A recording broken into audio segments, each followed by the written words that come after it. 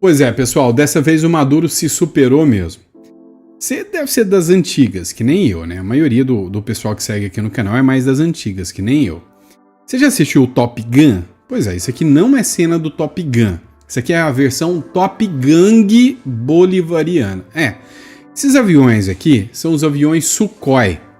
São aviões que foram produzidos, adivinha, pela Rússia. O Maduro resolveu exibir esses caças, né? Mostrar o seu poderio de fogo maravilhoso para acabar com a vida do Donald Trump. Será que ele vai conseguir? Pois é.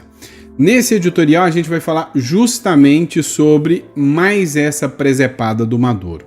Vamos falar também nesse editorial aqui sobre novas provas do Tagliaferro, um vídeo produzido aqui pelo Jeffrey Cicchini que fala sobre a situação econômica do Brasil segundo renomados analistas. Tá nada fácil não. Vamos falar também do ministro Supremo, Alexandre de Moraes, né, que também está tendo problemas com a lei Magnitsky. Enfim, esse editorial está repleto de informações para vocês. Tá certo, hoje não foram os quatro editoriais, hoje eu acabei saindo com a família, não consegui montar todos os editoriais para vocês, mas antes atrasado do que nunca, né? Vamos para a informação, vamos para cima.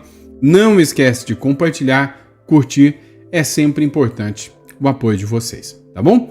Bora para cima? Vem comigo então, vamos falar de geopolítica.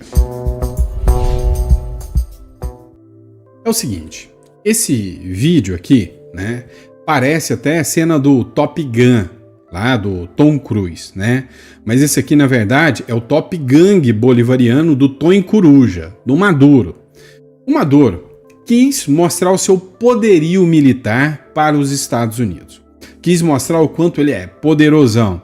Pegou aviões russos, caças Sukhoi. Os caças Sukhoi são caças que já foram muito poderosos, como, sei lá, uma Belina Del Rey. Literalmente. Por que eu falei a Belina Del Rey? Foi meu primeiro carro, viu? Pra quem não sabe, é o primeiro carro que eu tive, com muito custo, né? Quando eu casei lá com a minha esposa em 2001, se eu não me engano, eu tinha uma Titan com 27 prestação para pagar. Trabalhei, quitei, a hora que eu paguei a Titan, eu fui lá e troquei a Titan numa Belina Del Rey. Carro maravilhoso. Mas, entretanto, todavia, contudo, antigão, exige manutenção. Tá, detalhe, esses caças Sukhoi é a mesma coisa.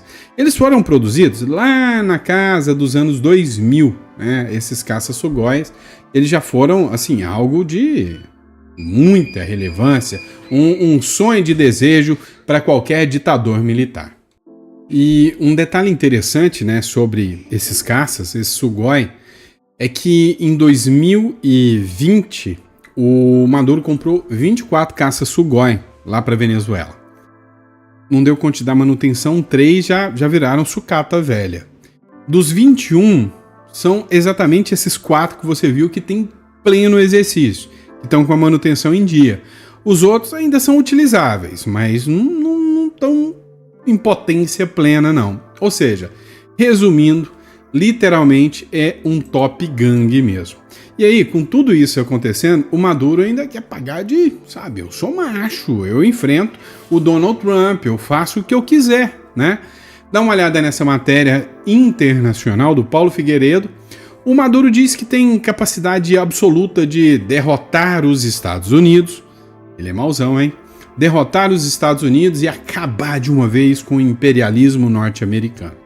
Num novo discurso inflamado, o Maduro afirmou que a Venezuela pode sim derrotar os Estados Unidos sem hesitação. Ele faz assim, ó, igual o Dragon Ball Z, faz assim, ó, frum, e acabou, né? Já era para os Estados Unidos, já não tem nenhuma chance mais dos Estados Unidos. A fala ocorreu depois que os Estados Unidos anunciaram a operação militar que ia acontecer, né, nas águas caribenhas, e depois também dos Estados Unidos ter anunciado que é para abrir fogo. Literalmente, se e somente se aviões passarem sobrevoando as embarcações americanas de novo, e se isso apresentar risco para os soldados norte-americanos, pois é, meu amigo, vai dar muito ruim, mas muito ruim mesmo, porque o Trump vai abrir fogo. E se o Trump abrir fogo, Pois é. Até agora, os estudiosos já falaram que só um porta-aviões dos Estados Unidos já é mais forte do que todo o exército venezuelano. Pois é.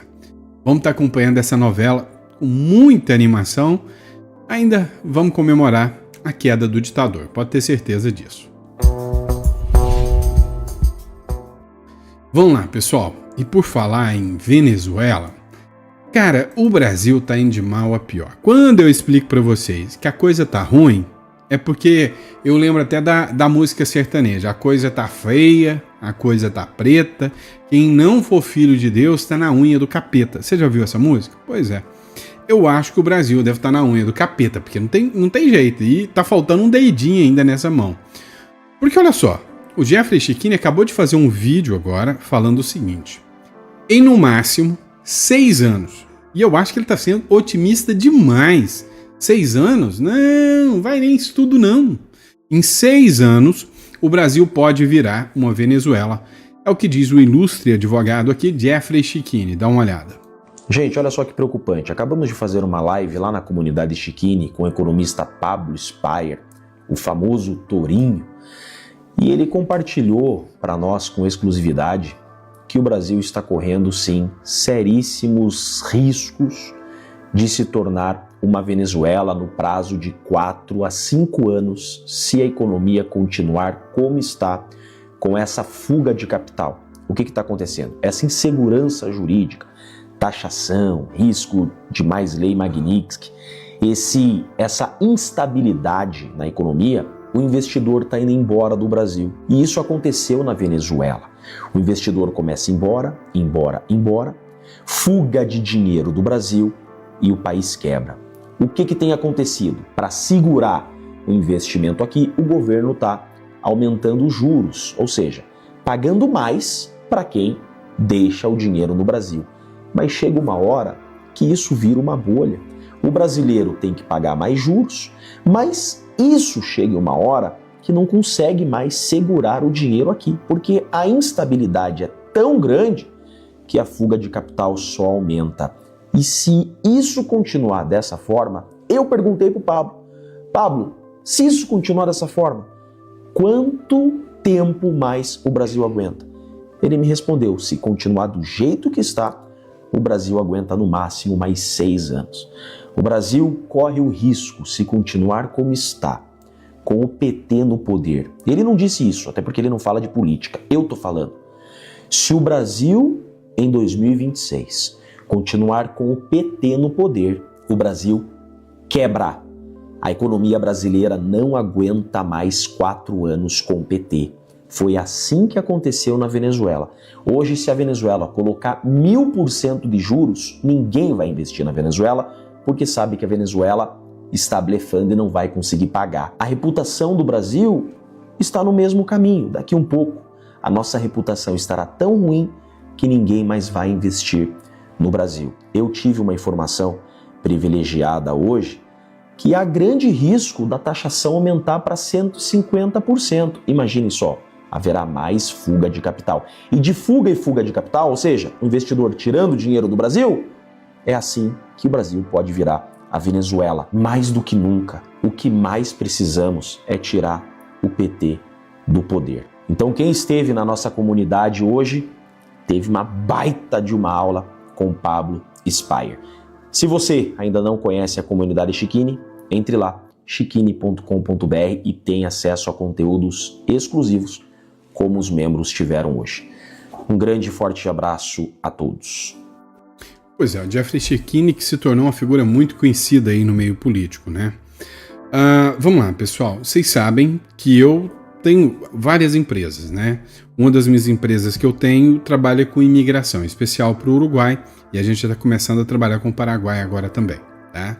A parte de imigração. Investimentos, hoje, eu acho arriscadíssimo. Eu tenho investimentos no Brasil ainda. Por quê? Porque a taxa de juros é maravilhosa.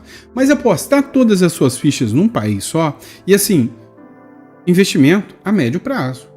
Todos os investimentos estão para resgate logo para outubro de 2026. Deu outubro de 2026, novembro de 2026, resgate de tudo e sai tudo daqui, né? Por quê? Porque o dinheiro vai sair daqui. E isso torcendo para o real não desvalorizar demais, tá? E vai depender do que vai acontecer em 2026. Também, né? Vocês sabem que eu trabalho com holding offshore, né? Com estruturação de patrimônio. Então, o que mais tem hoje, nunca trabalhei tanto quanto agora, por isso que os vídeos estão dando um atrasado. Tá todo mundo que tem grana tá querendo sair do Brasil, tá precisando de alguém especializado para orientar.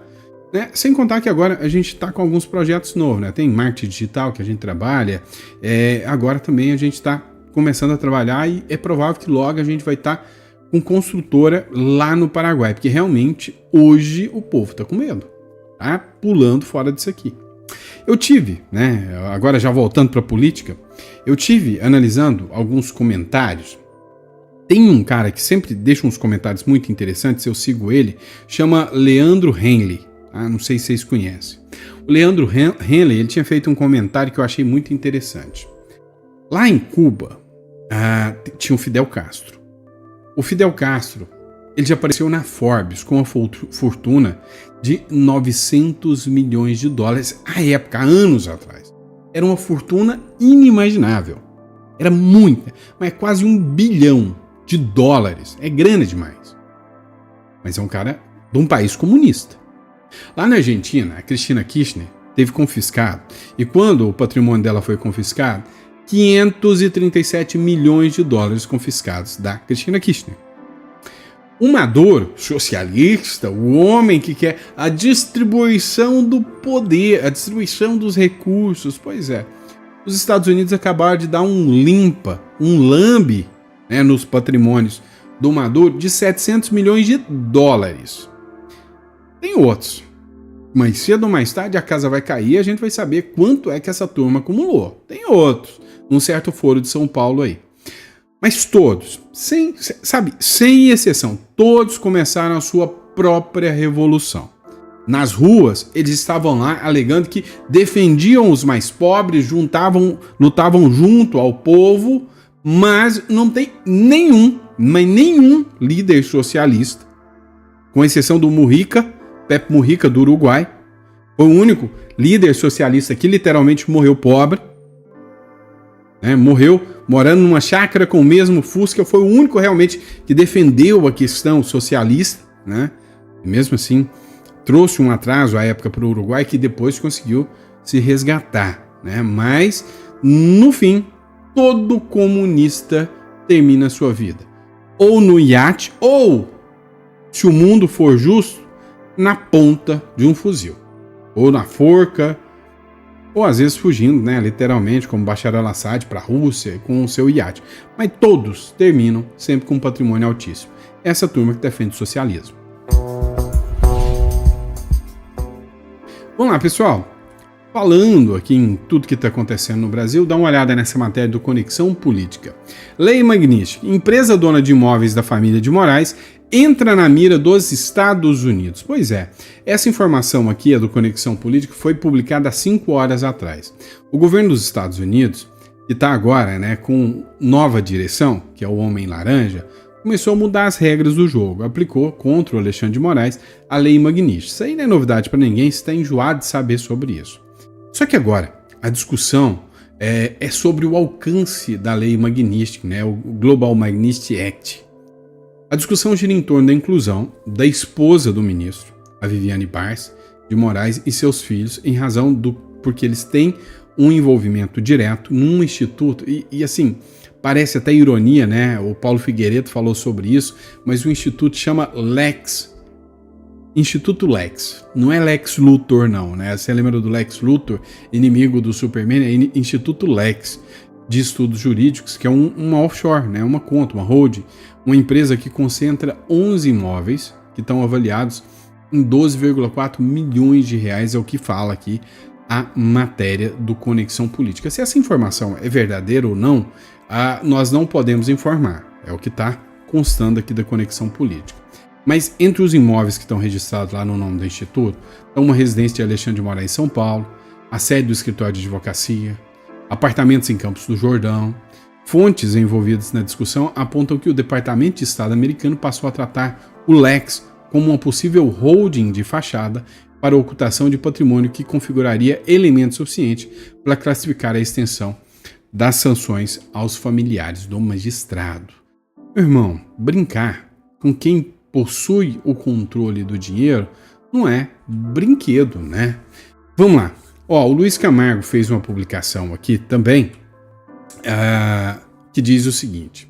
Para quem não segue aí o Luiz Camargo, cara muito inteligente, sigo ele há muito tempo, tá? Ó, foi feita uma publicação do Agora Lagoas, mas outros jornais também, sobre uma fala da Carmen Lúcia. A Carmen Lúcia, que já foi presidente do STF, do TSE, atual presidente do TSE, se eu não me engano, ela disse o seguinte, olha, a ministra Carmen Lúcia diz que Moraes será lembrado na história. Olha, isso eu não tenho dúvidas. Tenho certeza que vai ficar na história. É que eu não posso citar alguns exemplos também que ficaram para a história, porque depois vão falar que eu estou vinculando a esses exemplos. Agora, se a gente puder citar exemplos assim mais fáceis, como os que o Luiz divulga aqui, a gente pode falar, né? Vai entrar para a história como o primeiro brasileiro a receber a Lei Magnífica, o primeiro brasileiro reconhecido internacionalmente deixa eu tirar essa IA aqui.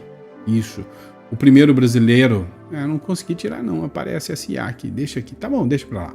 Ó, o primeiro brasileiro reconhecido internacionalmente por violar direitos humanos.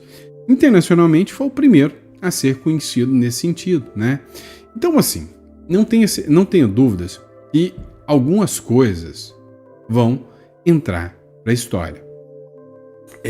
Quando a gente observa tudo, a gente entende que algumas figuras que entraram para a história, quando eles estão dispostos a manter o poder, eles são responsáveis, inclusive, por sacrificar a nação.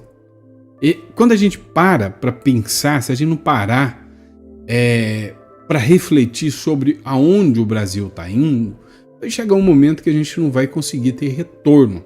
Tá? Não vai conseguir ter retorno. Vocês viram aqui a fala do Jeffrey Chiquini sobre o Pablo Spaia. Ou seja, o Brasil chega uma hora que o retorno é custoso demais e nem sempre, né, se tem a sorte de um homem laranja aparecer para realmente fazer o que precisa. Ah, mas o Maduro lá na Venezuela, eu te digo uma coisa, o Maduro, em 2017, o Trump deitou e rolou, falou que ia tirar o Maduro e que ia sair fora e que ia acabar com o cara aí, nada, absolutamente nada até agora. Qual que é a sorte? Agora o homem voltou mais doido. O Trump voltou biruleibe da cabeça. E aí já mandou tropas, já atingiu barcos. Eu acho que dessa vez vai. Eu acho que o jogo está mudando. Eu acho que o mundo está se endireitando. O câncer está sendo feito, a quimioterapia nele está acabando. Então eu vejo frutos de bons tempos. Porém, antes da bonança, vem a tempestade. Eu tô sentindo o cheiro da tempestade chegando. Pode ter certeza disso. E já que a gente tá falando do Homem Laranja, né, do Donald Trump, dá uma olhada nessa matéria aqui da Gazeta do Povo. A Comissão de Segurança Pública do Senado, presidida pelo senador Flávio Bolsonaro, fez uma audiência pública lá na Comissão de Segurança Pública na terça-feira, o dia que começou o julgamento do Bolsonaro. E aí, o Tagliaferro foi o responsável por participar dessa audiência pública. Segundo a matéria da Gazeta do Povo, publicada agora, né, o Senado já estruturou o relatório, já preparou todas as notas taquigráficas para enviar isso para o ministro do Supremo, para o ministro do Supremo, contra o ministro do Supremo, para o Donald Trump. O Senado enviará aos Estados Unidos relatório com provas entregues por Tagliaferro contra o ministro Alexandre de Moraes. Segundo a matéria aqui, o Tagliaferro revelou com provas que ele produzia relatórios adulterados para o Tribunal Superior Eleitoral e com o fim de, literalmente, né, interferir no pleito eleitoral, o que é algo gravíssimo dentro de uma democracia. A revista Oeste chegou a fazer uma matéria muito sensata, né, que diz o seguinte, a coisa só piora, mas literalmente só piora mesmo. Escuta, a auxiliar de Moraes confessou, o juiz auxiliar de Moraes admite em mensagem vazada ilegalidade do gabinete paralelo de Moraes. Escuta só isso aqui. Um áudio revela como o juiz instrutor do ministro Alexandre de Moraes, Ayrton Vieira, usou de manobras ilegais para obter relatórios sobre críticos da corte durante as eleições de 2022. O material, datado de 11 de novembro daquele ano, veio à tona na noite desta quinta-feira por meio do ex-chefe da Assessoria de Enfrentamento à Desinformação do Tribunal Superior Eleitoral, Eduardo Talhaferro. Nessa gravação, o Vieira admite a Eduardo Talhaferro que enfrentava dificuldades em formalizar pedidos de relatórios ao TSE sem expor irregularidades no trâmite oficial.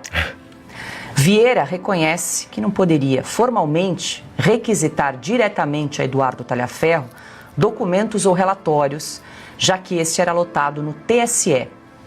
Para seguir o rito institucional, o correto seria um ofício encaminhado ao presidente da Corte Eleitoral, que repassaria o pedido internamente. No entanto, segundo Vieira, esse caminho ficaria muito descarado. Na verdade, quem conversou com a Cristina não fui eu, só para ficar claro. Foi o Jefferson, que trabalha comigo no Supremo. E em um primeiro momento, eu até pensei em colocar meu nome de ordem do juiz, do Ayrton Vieira, etc, etc. Mas pensando melhor, fica estranho, porque eu não tenho como mandar para você, que é lotado no TSE, um ofício, ou pedir alguma coisa, você me atender, sem mais nem menos. Eu teria que mandar um ofício para o presidente do TSE, pedindo para que ele passasse, depois repassasse essa ordem para você, para que você aí me atendesse, porque não, embora saibamos que entre nós as coisas são muito mais fáceis, né? Justamente porque temos um mínimo múltiplo comum na pessoa do ministro, mas eu não tenho como formalmente, se alguém for questionar, vai ficar uma coisa muito descarada, digamos assim, né? Falar, mas como? O juiz instrutor lá do Supremo manda para alguém lotado no TSE, e se alguém sem mais nem menos obedece, manda um relatório, entendeu? Ficaria chato. Daí nós termos evoluído no raciocínio e pensado que ficaria melhor um juiz do TSE, né, mandando para nós, que aí ninguém pode questionar nada. Obrigado. Pois é, esse áudio é escancarado, né? Porque ele está compartilhando com o Talhaferro. Olha, como é que eu vou te pedir para fazer um relatório sem mais nem menos? Vai ficar muito escancarado. Então ele estava ali combinando como dar o verniz de legalidade, Augusto. Basta, Paula, é esse áudio, essa gravação, para afastar um juiz do cargo, para aposentar o juiz. Basta isso aí. Em vez de daquelas. Isso não é igual aquelas bobagens que eles falam ou apresentam, ela fingindo que se trata de alguma prova nesse teatrão que eles montaram em Brasília aí para condenar o ex-presidente Bolsonaro. Isso é seríssimo e basta. Tá lá, o cara está confessando um crime. Vamos lembrar que o Talhaferro ofereceu uma parte do material, que seria inédito também, à Veja, que não quis publicar, e eu falava... CNN também estava lá com o material e não teve coragem de publicar. Pois é, pessoal. Como disse o Augusto Nunes aqui, bastava isso para declarar o juiz imparcial. Tá? Ou melhor, parcial. Né? Eu vou além. Isso aqui já é mais do que suficiente. Não é nem para declarar imparcial ou dar transparência. Não. É para anular todo esse circo mesmo. Essa é que é a verdade. Para anular tudo isso. Pois bem, pessoal. Bora de próxima matéria. Seguinte, pessoal. Tá viralizando um vídeo da Jojo Todinho. Depois que ela foi convocada para participar de uma audiência, né, que por causa das falas que ela teria dito contra o Lula, né?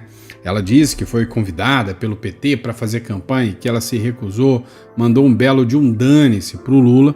E aí, segundo a matéria do Diário 360 aqui, o Jojo Todinho detona a ideologia da esquerda, abre aspas, de merda.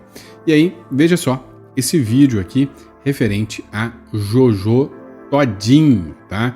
E aí você me diz se ela te representa ou não te representa, né? Para as mulheres aí, se essa mulher te representa. Para os negros aí, se essa mulher te representa. Porque eu vou te falar, é uma mulher que é, assim, um orgulho para todos nós brasileiros. Escuta isso. Coração, eu fico muito feliz com as coisas que vocês ficam verbalizando, porque reforça mais ainda a certeza que eu sempre tive no caminho certo. Essa ideologia de merda que vocês pregam e não vivem. Sabe o que eu sinto? Pena. E vocês acham que eu tenho medo de processo? Ai, meu Deus, como eu me tremo. Ah, gente, se enxerguem. Se enxerguem. Por isso que vocês falam que eu sou arrogante, que eu sou prepotente. É. Ai. Coração, eu fico... Pois é. Alguém discorda aí da Jojo Todinho, né? Coloca no comentário. Outro caso aqui, mandando a esquerda ir para aquele lugar, vamos dizer assim.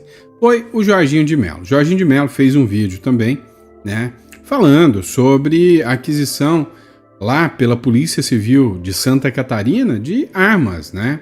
O governador foi alvo de críticas de militantes de perfis ideológicos, a turma da Left People, a esquerdinha, aqueles, sabe, que, olha, acabem com a polícia militar, é opressora, mas a hora que rouba o iPhone dele, chega tudo lá, igual uma gazela, ai, roubaram meu celular, não é essa gentinha? Pois é, o governador foi alvo de crítica dessa turma, a resposta veio na lata, abre aspas, quem vai trocar tiro com o bandido não é quem critica, é o policial. Então, escuta esse trecho aqui, tem meu respeito. Se a polícia me pedir um tanque de guerra, eu vou autorizar. Porque a gente não trata bandido com poema ou com flor. Se a polícia me pedir um tanque de guerra, eu vou autorizar. Porque a gente não trata bandido com poema ou com flor. Simples assim, simples, direto, tá dando uma na lata, né? Tem a continuidade aqui, um trechinho aqui que eu vou colocar aqui para vocês, dá uma olhada. Só um minutinho.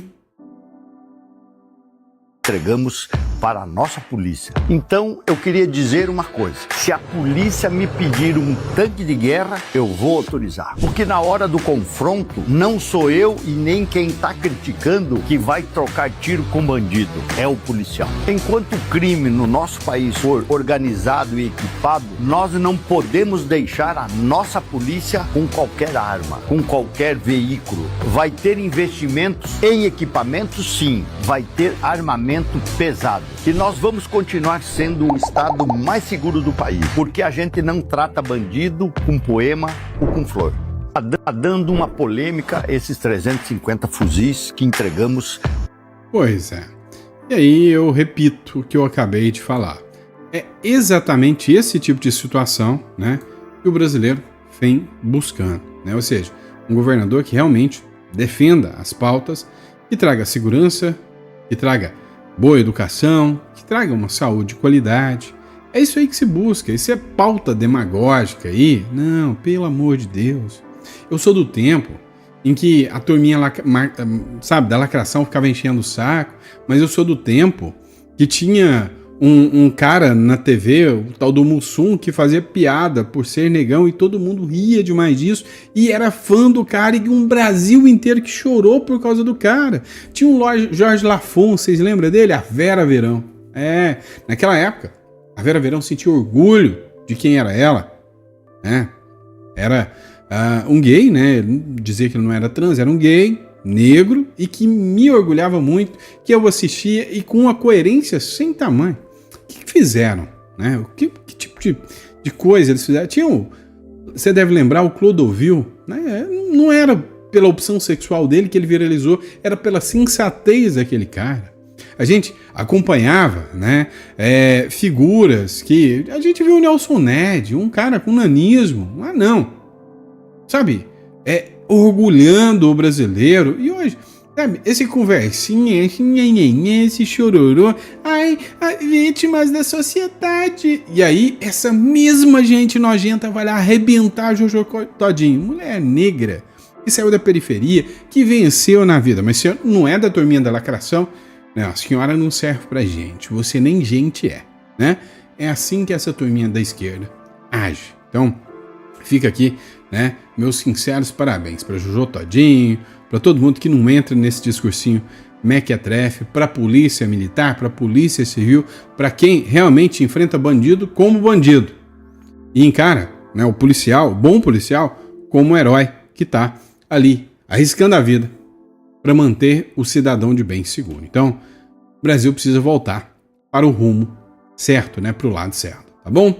E é isso, pessoal. Desculpa o atraso do vídeo aí, né? Então a gente acaba se perdendo um pouquinho, mas amanhã, domingão, eu vou tentar trazer pelo menos 1 ou 2 editoriais para vocês. Fechou? Tamo junto? Grande abraço, fica com Deus e até o próximo editorial.